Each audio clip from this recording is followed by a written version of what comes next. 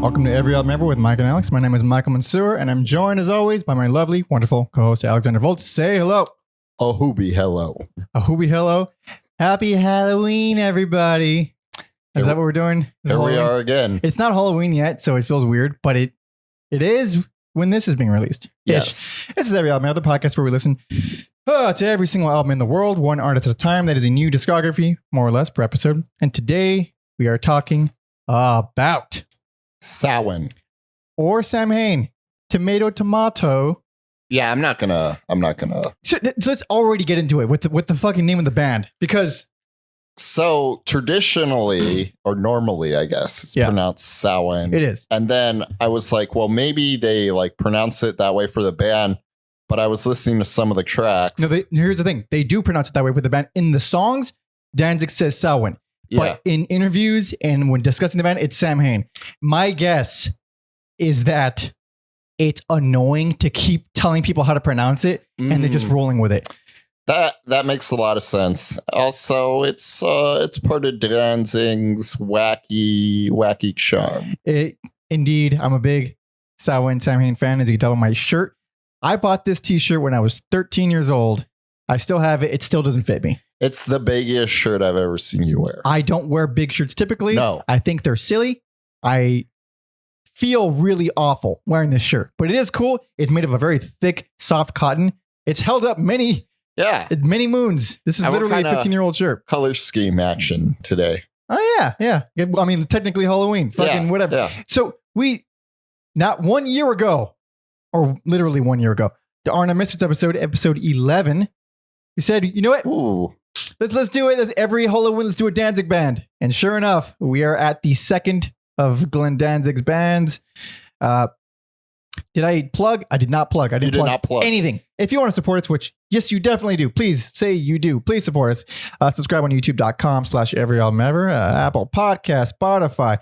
Leave reviews, ratings, do what you want. Tell your friend, or you can, don't do that. Whatever will save your relationships in your personal life, you do that. But if you want to help us, you can also do that. This is the first episode in our many episodes that there will not be a Spotify playlist on. Yeah. Why is that, Alex? Because all these albums are out of print, and you would think for how much Danzig likes money, that minimum they would be streaming. Minimum. Because I believe he owns the rights to all of it. He does. Everything was published re-released on his Evil Live record label, and everything on Evil Live, or most things on Evil Live, have not been put on streaming platforms. So you'll get the good Danzig albums streaming, like the quintessential first four. Those are on American. Yeah. But all the ones that he put out, all the weird, mid to late 90s era Danzig albums, which maybe you don't want to listen to, but maybe you do, those are gone. You have to find them somewhere. Remember Wicked Pussycat? I do. That was off of I Luciferi, the 7th Danzig album. Yeah. I wish I didn't know that, but I'm a fucking big fan of his. It's so embarrassing. That was my first introduction to former Queens of the Stone Age drummer, I believe Joey Castillo. Castillo? Yeah. Oh yeah, Joey Castillo. He was Joey Castillo started playing with Danzig on the 5th album, the Black Acid Devil, the techno Danzig album, which I fucking have it in that drawer. It's like deep in there. I had that on CD. I fucking went out of my way to buy that album when I was a young, foolish boy. And you know what? I listened to it not super long ago, maybe a year or so, or maybe longer ago. And it's stupid, sure, but some of it's pretty cool. Some of it is okay. Some of it's actually really fucking cool. We're getting into spoilers a year from now. I know. Yeah. Tune in next year for Danzig and his solo band. But okay, so none of these Samhain albums are streaming at all. So I'm gonna gush a little bit. I have more of a defined, objective outlook on the band now than I did when I was a kid. But still, I still think people should fucking listen to some of these albums, and it's not going to be easy. You can YouTube most of it, but even then, this is a short discography. And even then, it's one of the more convoluted ones because there are re-releases and re-recordings and different versions with completely different track listings. So we're going to try to cover it as much as possible and not to give too much of a spoiler, but I will give a little bit of a hint. This is my most ridiculously complicated picks for best and worst. Really? It's a mess. It's a fucking mess. There's not even that much to choose from, which makes it even more ridiculous. There's all kinds of stipulations. So that's how I feel about this band. But that's an interesting band to have all these complex feelings for. I've never really listened to them until now. I think I've heard like a song or two, but I think I do fall into the camp of this was a transitional period for 100% for Danzig, and it's the middle of something that's not really. It's the ugly duckling of all his bands. It's the one that people don't. Well, if you're a Danzig fan, you know them for sure. But for other people, it's the Misfits, and then maybe Danzig. Mm-hmm. There's very little chance that you just casually came across. I mean, unless you saw the name somewhere and ignored it, because the font for the first two records is the same exact font as the Danzig logo, exact same font. Well, we'll get into that later on. Yeah, I just don't want to right jump the gun a little. But it is a very overlooked band. I think one of the reasons I resonated with them so much when I was a kid is because, like, one, grew up heavily overbearing Christian household. So if I find an evil outlet, I'm fucking leaning right into it. Yes. So I was already indoctrinated with the Misfits. So Danzig seemed a little bit too more, rock, like radio stuff. So as soon as I figured out when I was like, I don't know, 12 or something, that I was like, wait, he has a middle band that no one talks about where they perform covered in blood. Like, oh, this is it. This is the thing that I have to obsess over, which I did. I was the only person in all of my middle school and high school wearing fucking Samhain shirts. I had more, but they died. This one held up. It really held up. I have no idea how. I like the idea of the band that it's supposed to be a heavier, darker. Supposed to be. It's supposed to be, and we'll get into the nitty gritty of it, but. So let's talk. I'd rather not interrupt the albums with it so much, but talking a little bit about how rare these albums are now. And I had the fortune of picking up the fucking box set when I was 13 or so. I'm assuming 13. That's like the age I keep going with. This has all of their records, including one live album. And this is where it starts getting a little bit complicated because the second record was like parts of it were re-recorded and then it was re-released as a standalone. And the last record, which came out in 1990, was re-released here with a completely different second half, like completely different second half. It also came with a VHS with a bunch of live footage, which is very neat. They were literally covered in blood when performing. It wasn't like a cover art kind of gag thing. It was for the and it wasn't even fake blood. It was cow blood. It was real blood. Oh, snap! Because Danzig's a fucking psycho, and it also came, Jesus Christ, with this comic. Oh, nice! This fucking gnarly ass. I haven't opened this box in a long time. So right here, I think it's a superhero rendition of Howard Stern fighting a devil version of Glenn Danzig. And there is no, I mean, it's just porn. It's just porn with exploding guts. They're training this, by training, I mean, double teaming this groupie. One of them turns into a demon and his dick goes through her entire body because it's Danzig.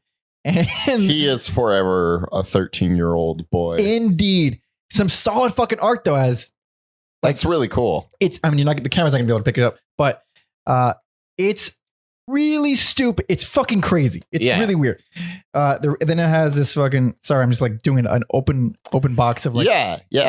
I mean, cause you're not gonna find this anywhere unless it's like, how much did you say was? Yes, this can go up to anywhere from $200 to $400. So holy shit. If you at home have this A, hold on and take good care of it, or B, if you don't really care about it, sell it. Get some rent money. Exactly. So this little booklet is very cool. It has all the lyrics, which is oddly enough hard to find the lyrics. Not that you're missing that much. It has a little bit of a blurb from their first drummer, Steve Zing, as well as some stuff written by Danzig, some stuff written by London May. Bunch of photos, all covered in blood. Neat stuff. And then obviously it has all the albums on CD form, which is, oh, fuck. I could already feel it. I could already feel one of the albums is empty. Yep, sure enough. That's going to bring down the value. Yeah, November Coming Fire is not in here. The hardest one to find out of all the albums. That's the hardest one to find. I'll find it. God damn it. And then here it is, the lovely VHS, which is impossible to watch nowadays.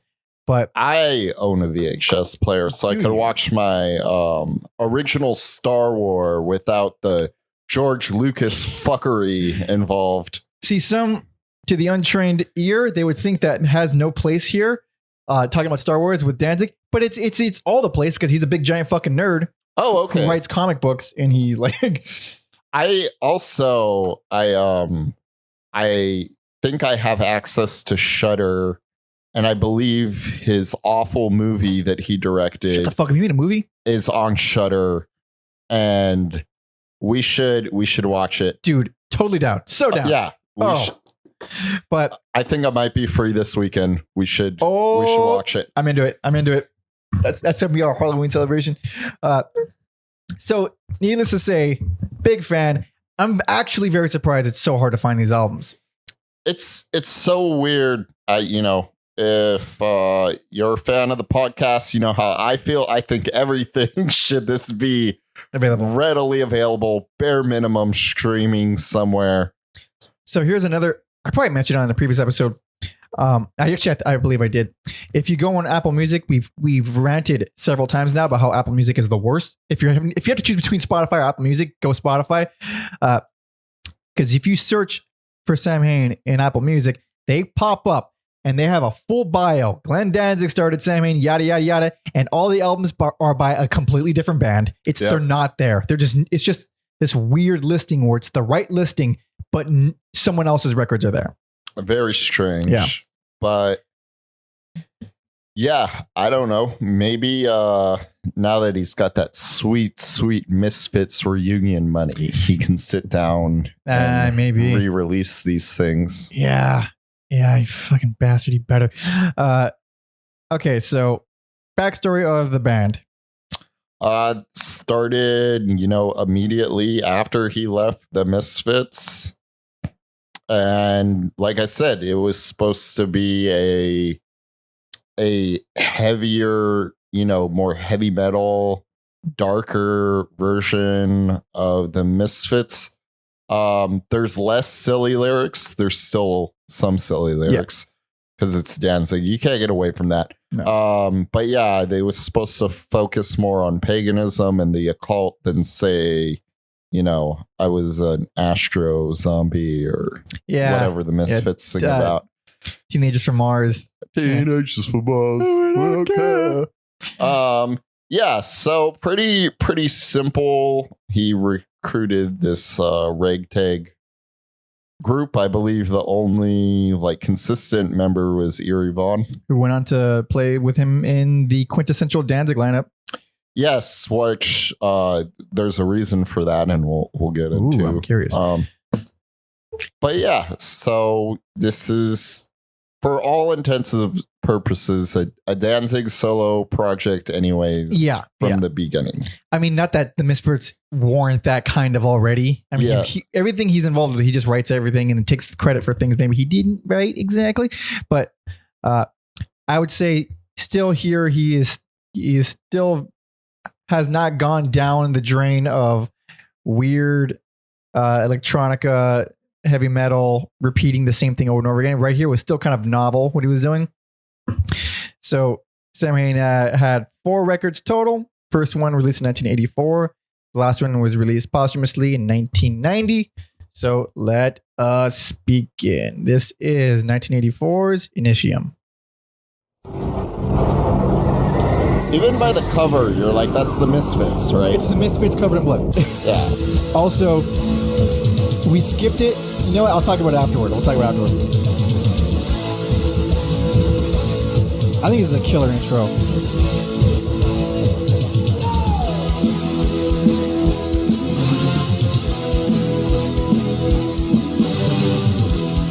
It's a little more metal, little more gallopy. Yeah, this does not sound like Misfits.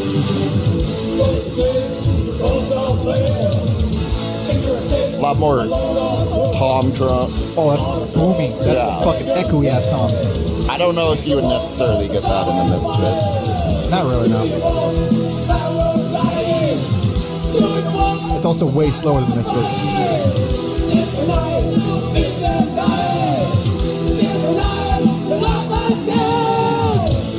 That's pretty fucking great. I love this song.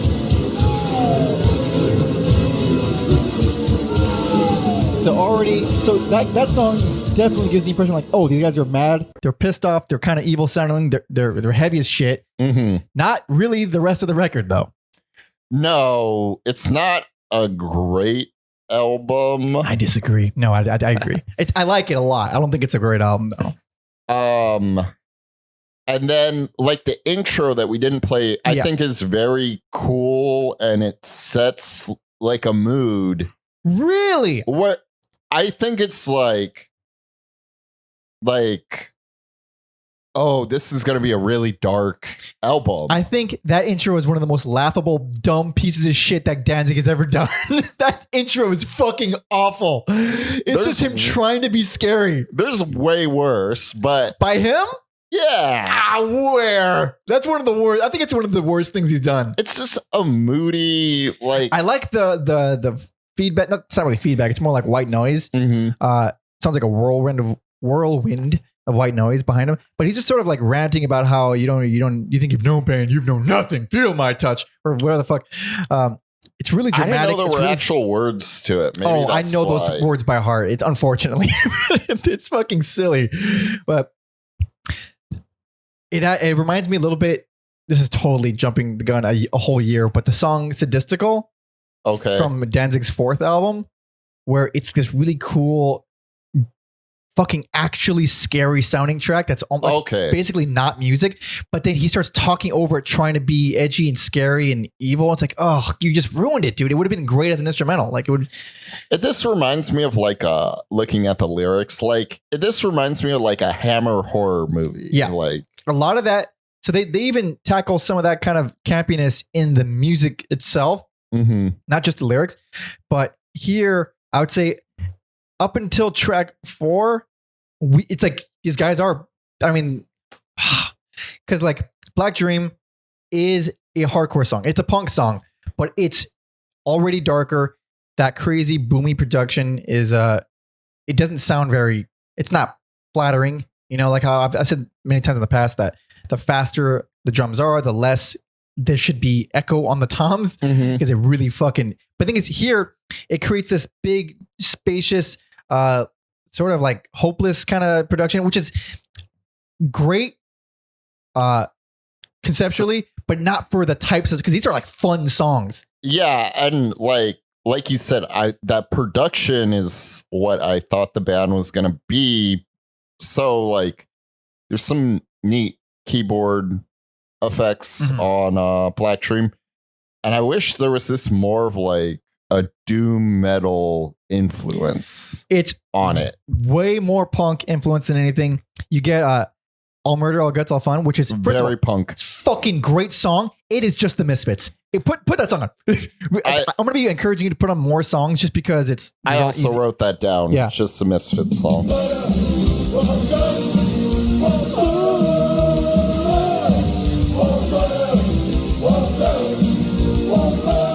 Very sing-alongable. Yes. Great.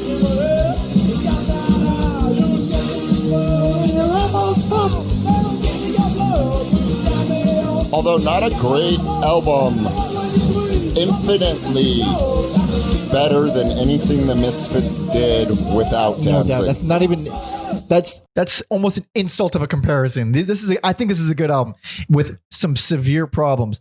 Like, even so, there's like a few things where I like, but I totally get shitting on, like the song Macabre, which is, it's silly, it's campy. Those background evil low voices are ridiculous, and Samhain does that a lot. They use those.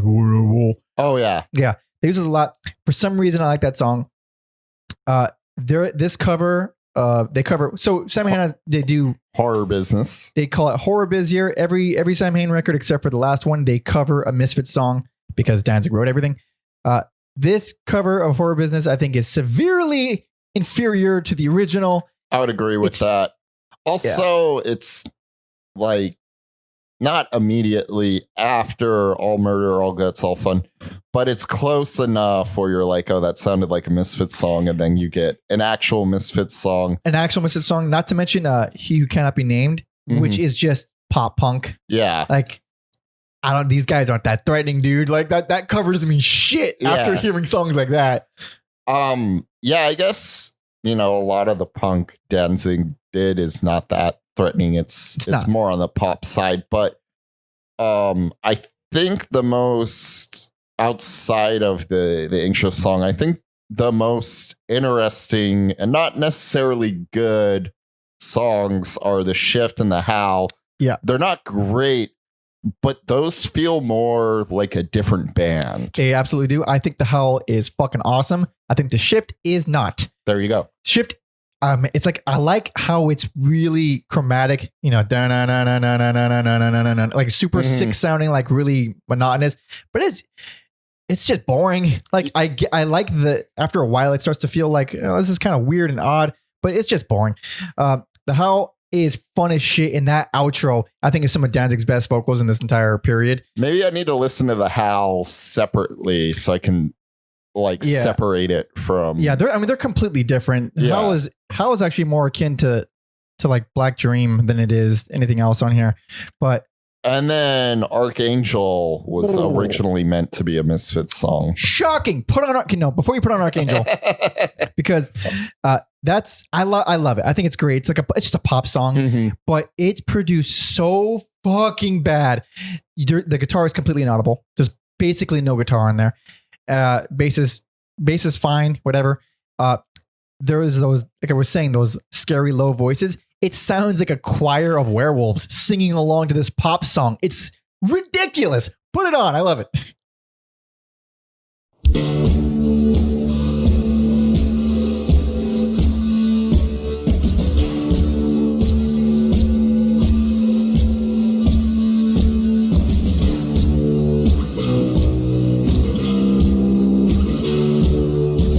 Fun fact about this song. I have a Samhain DVD of them, of like one performance of theirs, and it's the only footage I'm aware of where Danzig plays guitar, and he's playing it on this song. I was reading on Wikipedia that he recorded all the guitars for this album, and but live they would do that, and then the guitar they would play two basses. Interesting.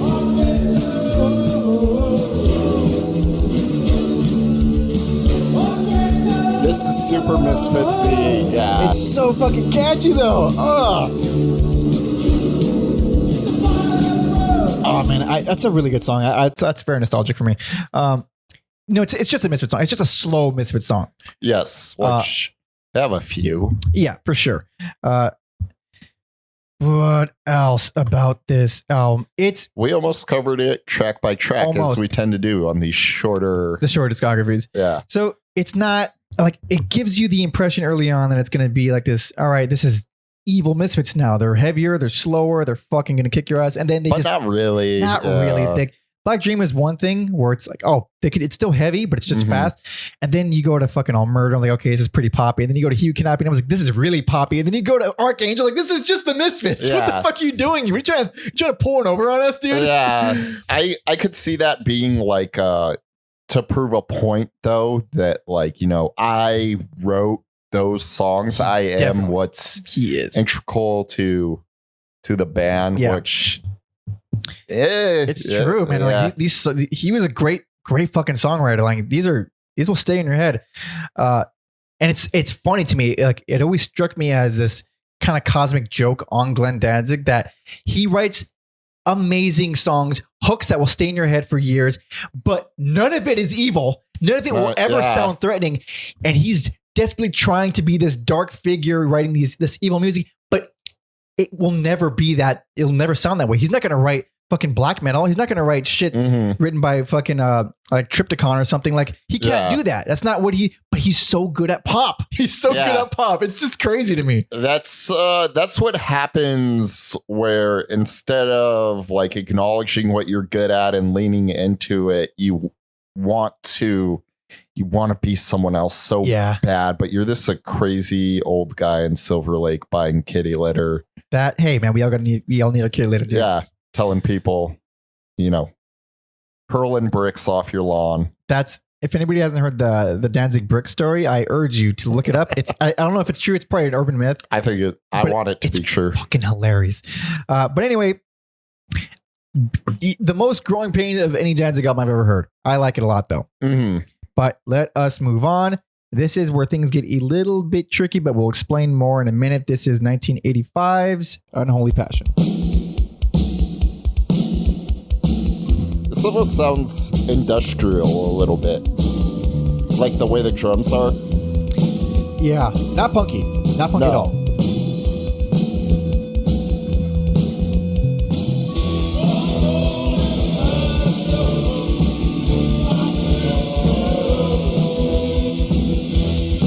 I wonder if we're going to get pulled off of YouTube for having tits on there. It's a drawing, you assholes. It's a fucking drawing. But those are really big. Yes. Comically big, dude. Yeah. I don't even think about boobs. Like, I have so many like tour posters with boobs in my place. I don't even think about it. Yeah. Good. Let's all walk around strip. So I really like this song, but I really hate this version. I severely hate this version. I think the song is an improvement over the last album. We're getting more something their own voice. Yeah, for sure. But man, the lyrics on that song make me laugh. Unholy passion, I feel for you. Yeah. This thing that hangs down my leg, I feel for you. I do. And then also later on, he says nipples tighten. So if anybody's read Danzig's lyrics ever, they're never good. They're never good. No. They're always bad. They're always either overly evil, overly sexual, and clumsy, to say the least. Yeah, that's a good way to put it. Because there are people who could do like smooth sexual lyrics. Yeah.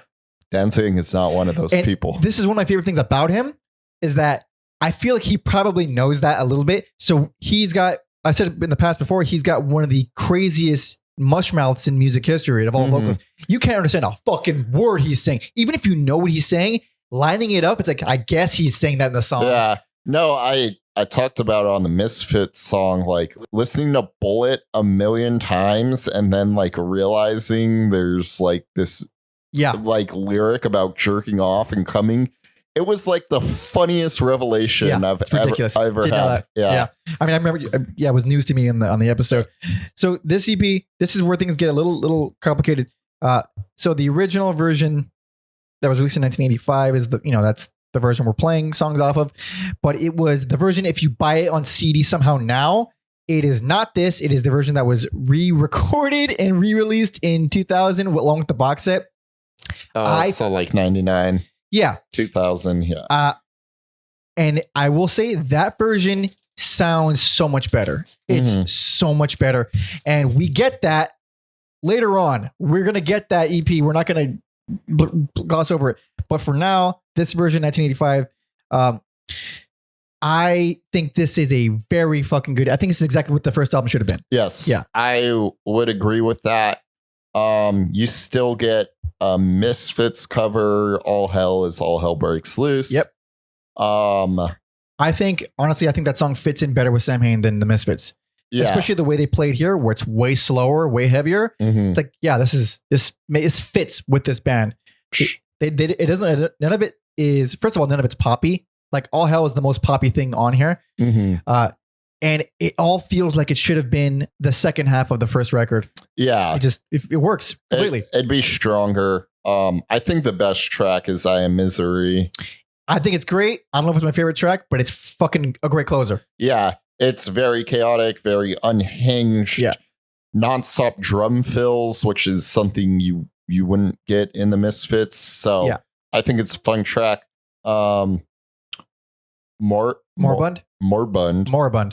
Jingly. Dude, so Jingly Misfits keyboards on there. Fucking love that song. Like the I want you to put on Moribund because this is the only song where I feel like those fucking werewolf vocals fit amazingly. Okay. I think they fit great. Here we go.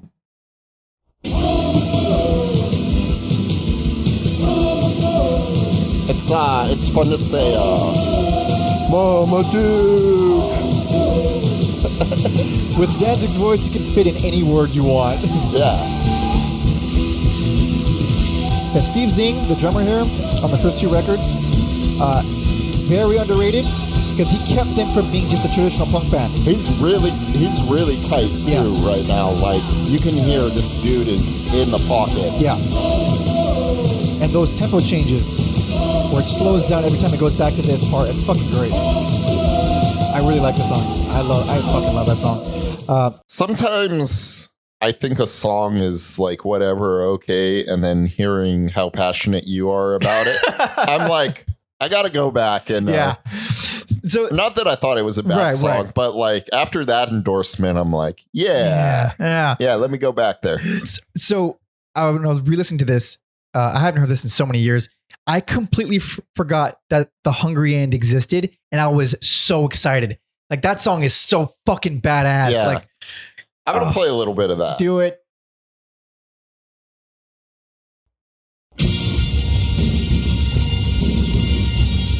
God damn. Talk about constant drum rolls. Yeah, this is kind of a little bit of a surf vibe to it. For sure.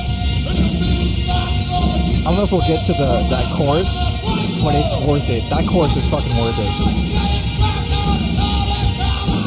Also, the guitar on, like the effects they're using is very like something else that makes them different. And I don't think you would hear that guitar effect in the Misfits. No, it's way more akin to noise rock. Yeah. Almost Albini-esque. Yeah. Oh, I love this chorus so much.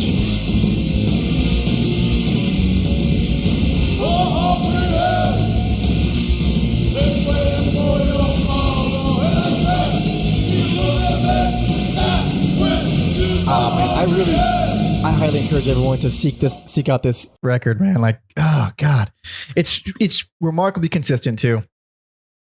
Yeah, we both agree. Improvement over the previous one. But this is kind of where this sound ends. Yes. So it's a very interesting thing. So you think they're going in this trajectory, and you think like, okay, they're finally building off the sound that they introduced in the first album. They're clearly going to go even darker, even heavier. Not quite. I kinda, sort of. Before we get into it, should I play the intro track for this next bad boy or what? I was thinking about that. I'm not sure. I'm gonna do it. Okay. Fuck it. So this is the second full length album. This is 1986. Fuck, sorry, I'm taking it forever. 1986, November Coming Fire. The shirt I'm wearing. No shit.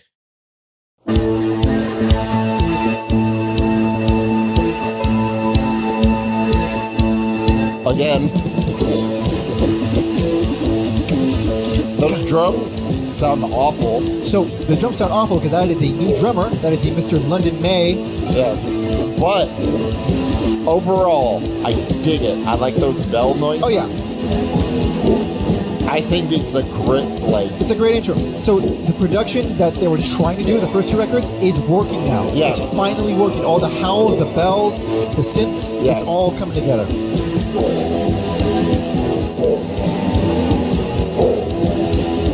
So this is instrumental, and not something Danzig did very, very much in his entire career. No. But like I said, smart move. Yeah. This is the sound I wanted from the get-go. Yeah. Except the drums. Yeah, drums are rough here. So let's talk a little bit. We're going to be putting on stuff throughout, because this is the hardest record to find of theirs. Which it shouldn't be, because best personal favorite. Best. Like, it's without not, it's not even a competition. Yeah. I'm glad you like it. I was worried. I was getting real worried. No, I really like this album a lot. I don't understand if they only do one release. Yeah, it's got to be this one. It's a wild album. You have no fucking clue where it's going next, and it's so effortless to listen to it. It's so fun. It's a breeze, and yeah, it's just upsetting that it's not readily available to consume. So this record is the reason I bought that whole box set. Mm-hmm. This album, because this was impossible to find when I was a kid. Impossible. There wasn't even like the internet was like, not and new, but infancy. like, yeah, but it was like still the days of like LimeWire and shit like that. So it was, and I didn't really have a computer as a kid. So I bought that because that was the easiest way to get this album. Now, apparently both ways are impossible now. I'm sure you can find it on YouTube. Highly recommend everyone listening to this. And sure enough, that's the one album in the box set that's not in the case. I have no idea where it is because life sucks and life's cruel. But so that intro alone is like, okay, you kind of know it's them, but it's still like a little bit weird. Different. It's a little sillier, a little stranger. And then In My Grip comes on. What the fuck is this song? That's I went back on and forth, but it hits. I think I'm gonna play a little bit. Do that again. Different guitar tone. Yep. So I'm for it. This song, so it's a punk song, I guess, but every note is wrong. It's like a song made up completely of wrong notes, and it works. Yeah, like it's one of those wrong notes songs though, where it fits a lot. And again, like I said, the Big Black Steve Albini vibes. Of course, it doesn't sound exactly like it, but. And then when you think it's gonna go like standard punk, this kind of it's still super dissonant. Yeah. It's still just wrong notes everywhere. It's like one of the most fuck you intro songs or opener songs, because it's like it's definitely driving. It's definitely gonna get your fucking blood going. But it's like, this sounds fucking weird. This is like, there's nothing hooky about it. It's just fucking wrong. I don't know why I like it so much. And then the biggest banger and one of the few songs I've heard, Mother of Mercy, probably the best way to get to hear it is the version from Metallica Guitar Hero. That's probably like the cleanest. Oh yeah, it's in there. Updated. That's right. Like remastered version you can get is the Guitar Hero version, ironically. So oddly enough, Mother of Mercy is such a fucking great song. It's one of the most satisfying, sing-alongable, anthemic kind of like that. The way it Mother of Mercy. Dun, dun, dun, dun, dun, dun, dun, dun. Yeah. And again, I disassociate like metal with galloping stuff, so you get a lot of that on here. A lot more, dude. There's way more metal on here than there ever was before. And like with that song, man, like it starts out like kind of hooky, but still kind of dissonant. But it just keeps building and building until the outro is this fucking like, oh my god, it just gives me tingles. It's a great song. Yeah. And the reason it was on there is because this is one of James Hetfield's like most favoritist albums of all time. That alone should warrant. Kind of like gives you an idea of what this is. Birthright. Oh, the heaviest song they've ever done. Dude, it's great. It's great. Maybe just the intro. The intro. Okay. No one's gonna hear this album anywhere else.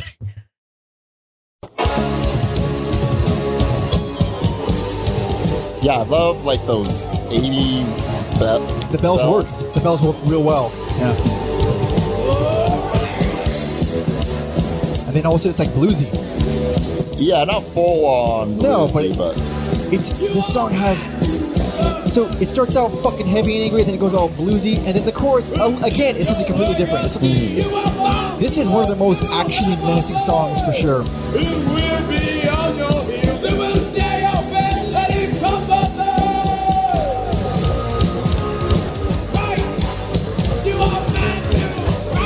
God damn, it's a great song. All right. What else we got going on here? We got To Walk the Night. That is an evil Roy Orbison song, and it's gorgeous. Yeah, they just have these effects like peppered through the song. Yeah. There's like this high-pitched noise that it works. It's cool when like I don't normally think of layers when I think of Danzig music, but this album has some like layers to the songs, and it absolutely really does. Cool. That's the ballad of the album, and then what makes so here's where I still have things about this album that I don't love, like Let the Day Begin is that could be a Misfits song. That's the only. I think that's the only one. I think Kiss of Steel could also be a Misfits song. Okay, so both of those are my least favorite songs in the whole album, and it's because like everything else is so unexpected and strange. And like the fact that there's a pop song thrown in there is unexpected and strange, but they're still like underwhelming. Like Let the Day Begin is actually a pretty decent song, but it's sandwiched between To Walk the Night and their rendition of Halloween 2, which is like, how do you fucking compete with that? Halloween 2 was also one of the few songs I heard before this. And that's another reason I thought the band was going to be more dark and menacing, because that version of Halloween 2 is what all their covers should have sounded like. It is their best rendition of a Misfits song by far. Yes. It's fucking heavy as shit. Completely different. It's a different song. It's a different song completely. Kicks the shit out of the original. It's funny talking about someone covering their own song and they like nail all the criteria we have for a cover song. For a good cover? Yeah, just make it different. Make it different. It's a completely different song. It's fucking awesome.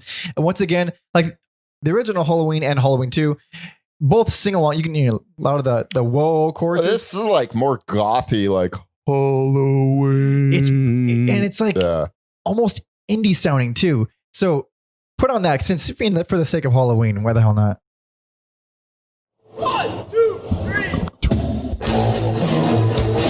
This is the dirty, like, white zombie is a noise band version. It sounds like Make Them Die Slowly, White Zombie. Yeah. Like really space echoey production and stuff. Both bands were on Caroline Records too, so. Oh yeah, that's right.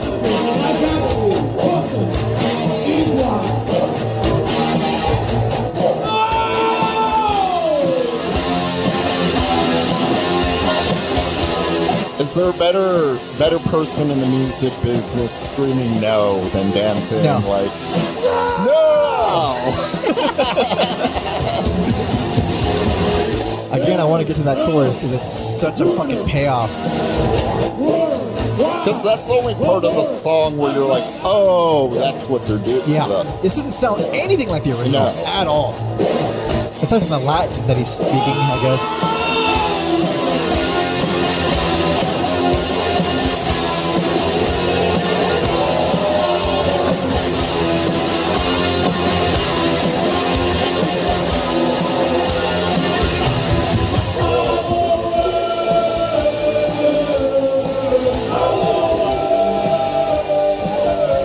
Also, I'm usually against sequel songs, but this one...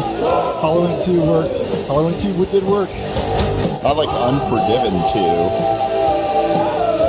Looking at you, Metallica. James Hetfield making a fucking third part to the Unforgiven series. Because you'll be Unforgiven 3.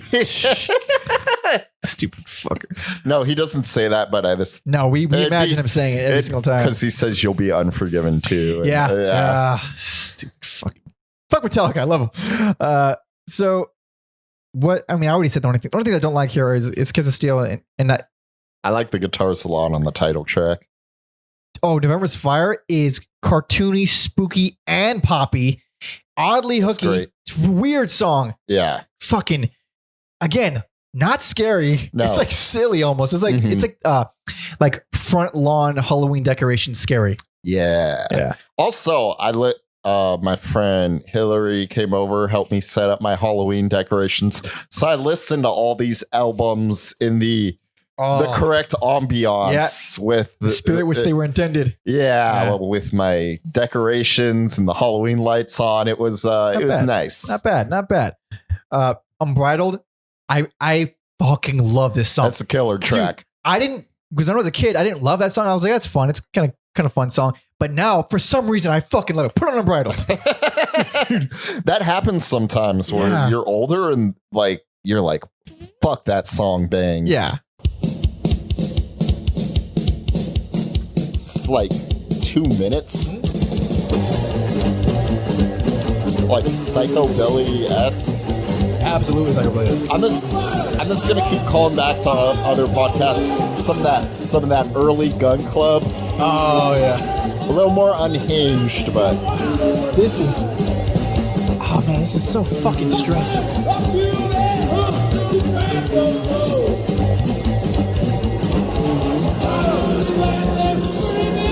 I really like the production of the song a lot.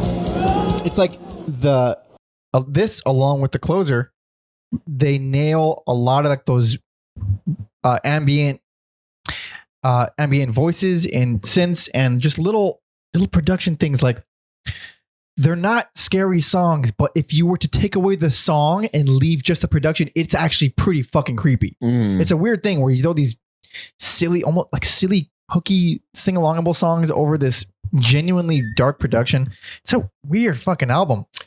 It's such a shame, like when they finally find their voice. Crumbles after this. The band is done. Yeah. So before we move on to the story. Oh yeah, my bad. Human Pony Girl. Because just disturbing. It's childish dancing lyrics. Stupid lyrics, but musically, I think it is. I think it's their most menacing song that they've ever done. What's the word I'm looking for?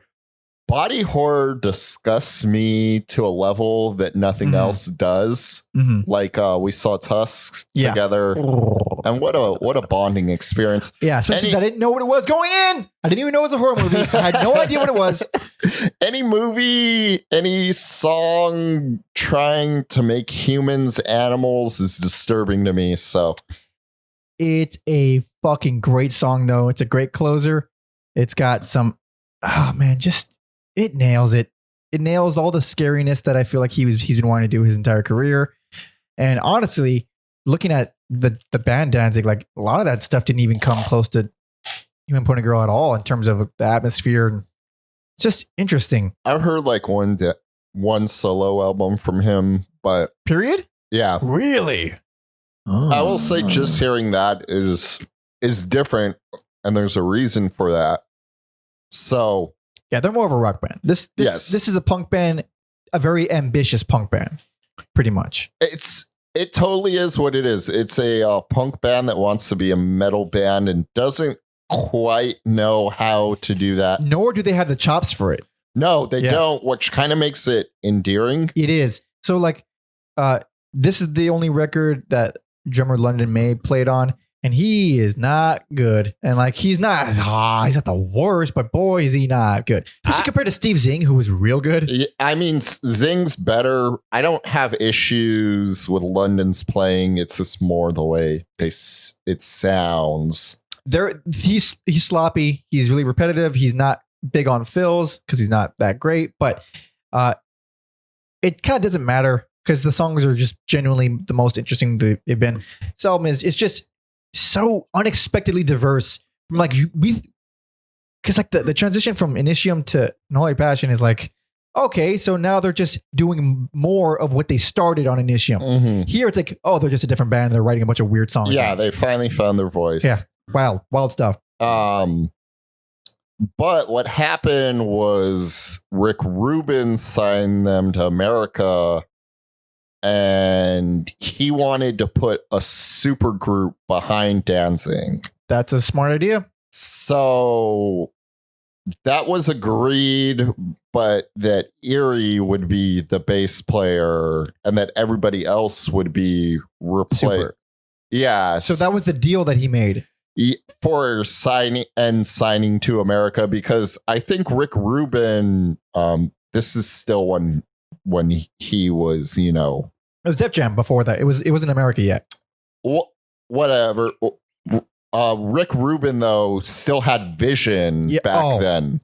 I mean, however you feel about the guy now, man, he is one of the most consistent tastemakers for like all the 80s and like 90s. Like he's done some good work. He made bands, including Danzig, and so it wasn't that the band broke up as much as this kind of transitioned into Danzig. That's why you see a lot of the same logo, the same font. But yeah, that's why you get like John Christ, Chuck Biscuit. John Christ, the best guitarist that Danzig ever had. Yeah. And Chuck Biscuits of DOA, Canadian hardcore punk band, and Black Flag for like one summer or like a year or something like that. Looping around, because I forgot to say it, on the first album, Lyle Pressler from Minor Threat plays guitar on a few tracks. Also, Brian Baker played with them for like a second. Yeah. Just Minor Threat was also involved with Samhain. It's just so weird. Wild. But yeah, that's why the band kind of breaks up, because of this signing with America. And I think Rubin had a lot of the same gripes we had, where obviously he saw Danzig as very more like, I don't want to say commercial friendly, but he saw more of like the hard rock aspect he wanted to bring out. And I can't even say that was a bad choice. It's just unfortunate that it had to happen at the expense of a weird band like this. Yes. Yeah.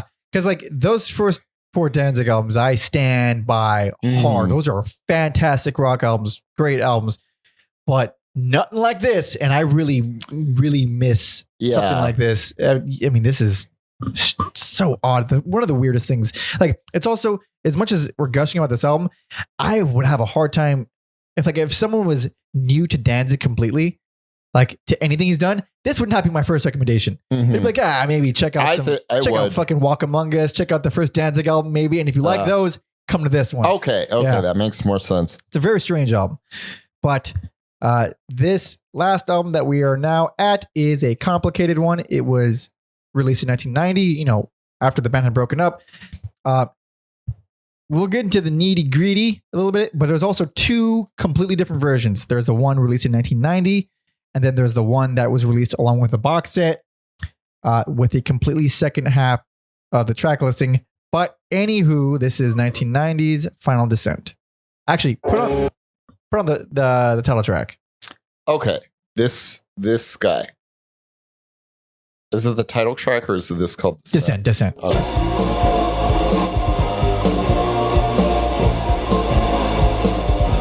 So most of this is like demos. It's real rough sounding, but it's still kind of... I think Danzig sounds incredible in these songs. I think he sounds funny. He sounds funny, but he always sounds kind of funny sometimes. This is the most metal one, because this is John Christ. Yeah. And some of these tracks are Chuck Biscuits. I don't know exactly. It's really complicated. I think some of these are Chuck Biscuits.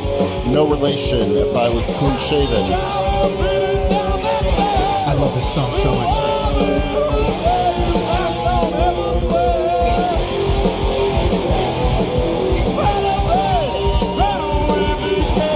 So it's still fast as shit, but with the most metal guitar playing ever. Yeah, there's some fun stuff on here, even if the production is rough. I'm actually not even entirely sure if that isn't a drum machine. might have been before Chuck Biscuits was on board. I might.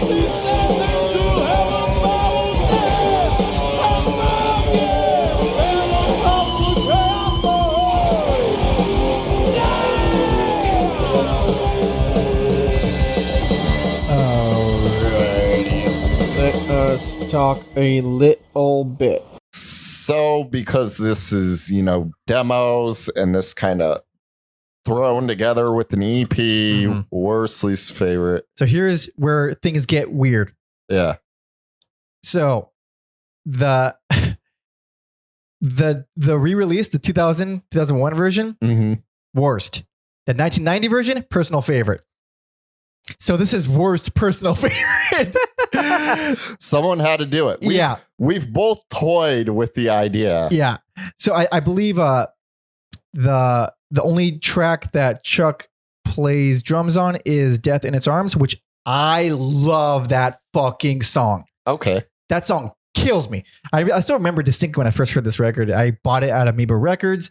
I listened to it on the way home and I was like, oh my God. Because I didn't own any Danzig albums at the time. I was just, all I had was this. And so the 1991, the one that I like a lot.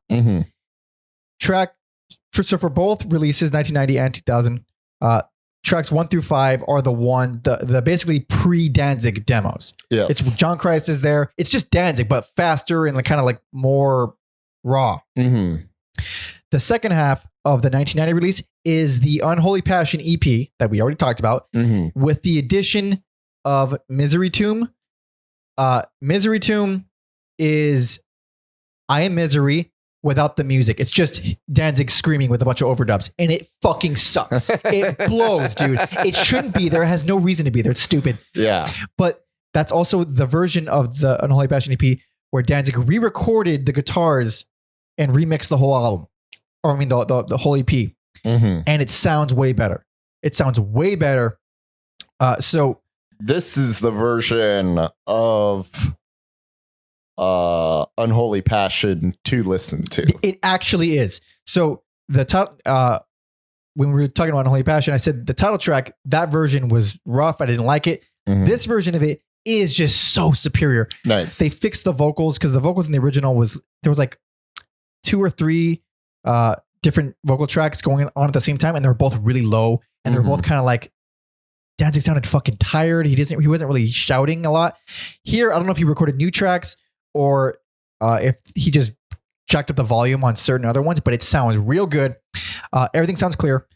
The only problem is Misery Tomb, that stupid added track. Yeah. But aside from that, let's go back to the first half. I'm like fucking talking too much. Tracks 1 through 5. Night Chill. Night Chill. We skipped it, but it is an instrumental Halloween. Yes. Like the movie Halloween theme song kind of. Yeah, it sounds like it belongs on like a Clive Barker soundtrack. Very cool for this time of year if you like that kind of stuff. Yeah, yeah, with the ridiculous key. There's like a million keyboards. Like, yeah. ding, ding, ding, ding, like it's very silly, very fun. I already said Death in put on Death in Its Arms. Just because it's we got to put on as much of this band as possible. You're not going to have any songs to play at the end. I'll be all right. Don't you tell me what to do. Oh, wait, can you start again? Sorry. No. Okay. Wait. So, wait. You had so it. what happens? There we go. I want to fucking cover this song. I love it. This is kind of like a preview of what would come with Danzig. It's Hell yes. This is like very bluesy. This song is literally the band Danzig. Yeah. It's Chuck Biscuits, John Christ. Yeah. So yeah, it makes sense that it sounds the way it does. Yeah. Ah, God damn, I love that song. Lords of the Left Hand. I dig it. Great bass line. Dude. We're going to play it. We're doing it. I love those drums too.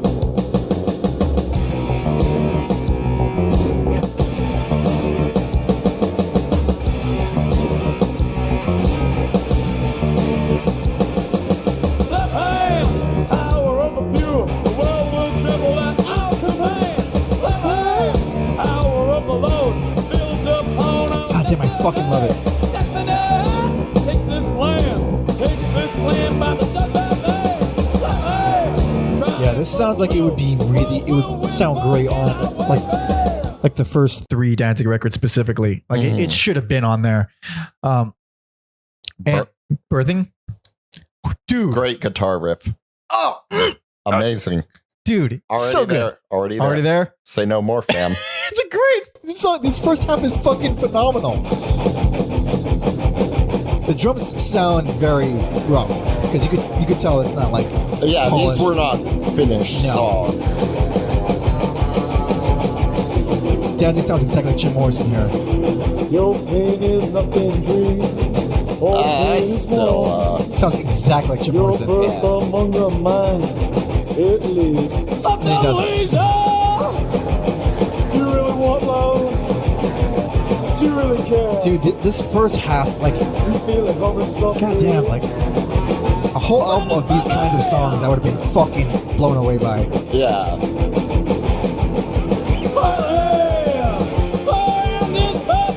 It's a great chorus too.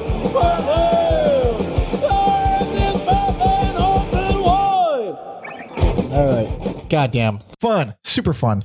And then I hope I listened to the right version. You get some songs that would eventually become Danzig songs. So yeah, that's the version on the 2000 release. yeah. So this is where it goes to shit for me. And this is Mhm. why it's worst. Yeah. Because Twist of Cain and Possession are not what we would Not even know. close. It's funny, you can hear it. You know it's them. Yeah, but So yeah, they are inferior. here's the thing.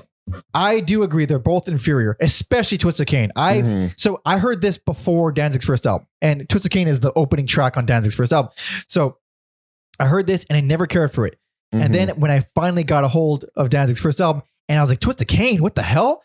And I was like, oh, this is the best song ever. Yeah. How did they make it so much better than this version? This version blows. You think that's the Rick Rubin? I think it's a little bit of the Rick Rubin. Yeah. This version of Possession, I actually do like in a weird kind of, I don't know, it's like really danky sounding, really twisted.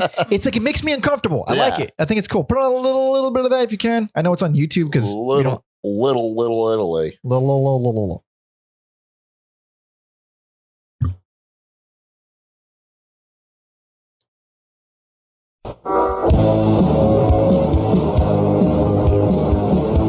Yeah, this doesn't sound like Danzig or Samhain, really. It sounds like it's recorded in the basement, too.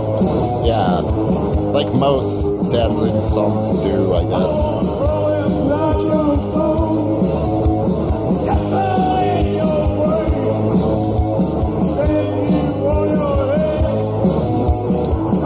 Yeah. Who's playing guitar on this one? I think I think no, it's- that's Danzig on guitar. Oh, okay. Explains the minimalist type of. Yeah, it's very minimal. All right. So that's we eventually know Possession and Twist of Cain. Both of the songs had James Hetfield singing backup vocals on, Yep. which is like neat. They're both here. And But, then it wouldn't be Danzig if he didn't cover an Elvis song. Oh. I don't mind it. It just sounds. sounds like us. Yeah, if it was cleaned up, I think it'd be a cool cover song. Well, he did cover it on. well, with Danzig. yeah, that's right. He covered it on the Thrall Demon Sweat Live EP. It was like a full on Danzig with all the members of Danzig Mhm. cover. That one sounds fine. I don't even like the song Trouble, so it's like either way, I fucking can do without it. I like the, try to make it spooky aspect. There's slasher flick synths in Trouble, Yes. which is Which could, hilarious. I think could work, but not here. Da, da, da, da, da, wee, da, da, da, da, da, Yeah. wee. It's fucking, it's so stupid. I hate it. I really hate it.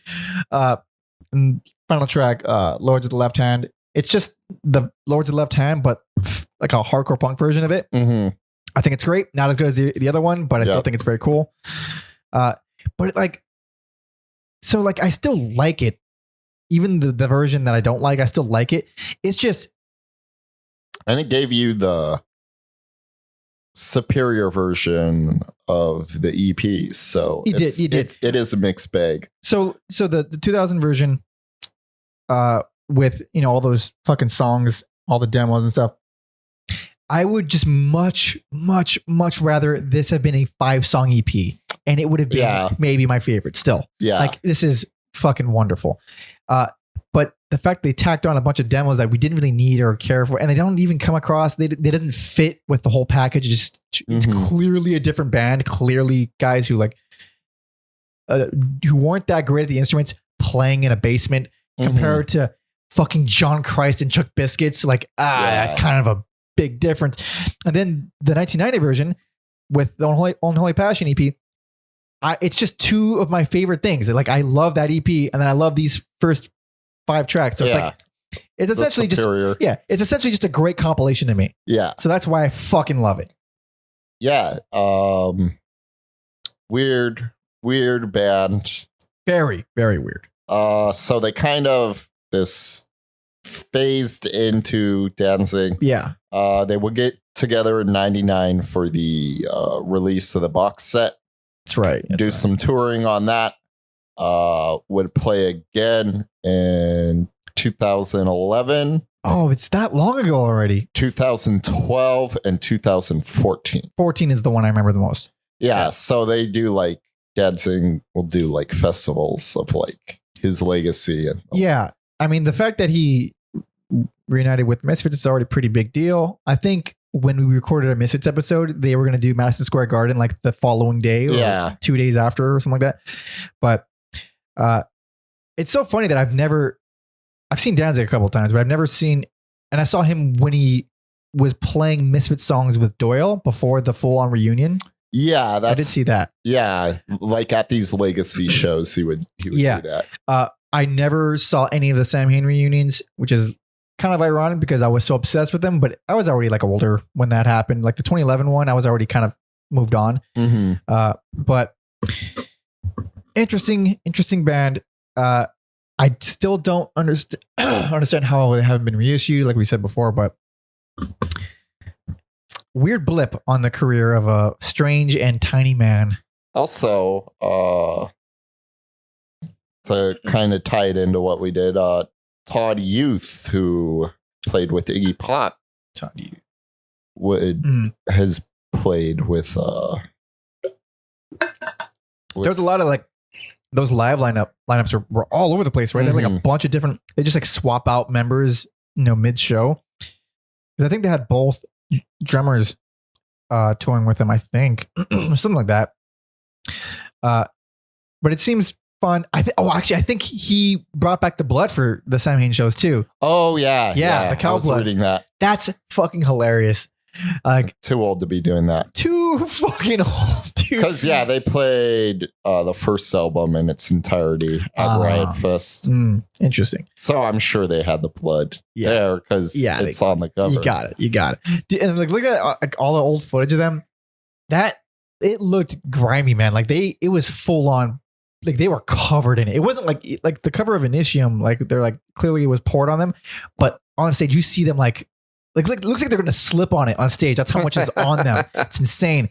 But still a wild band, crazy band, strange, musically very strange, but fun. And I'm glad we got to talk about them at length. I guess in a year we'll do Danzig's solo stuff. Yeah. See you in a year. Yeah. Wouldn't it be funny if we just recorded it the next day, just sat on it for a whole year? That'd be so weird. But let's recap. Best personal favorite, November Coming Fire. Worst, least favorite, Final Descent.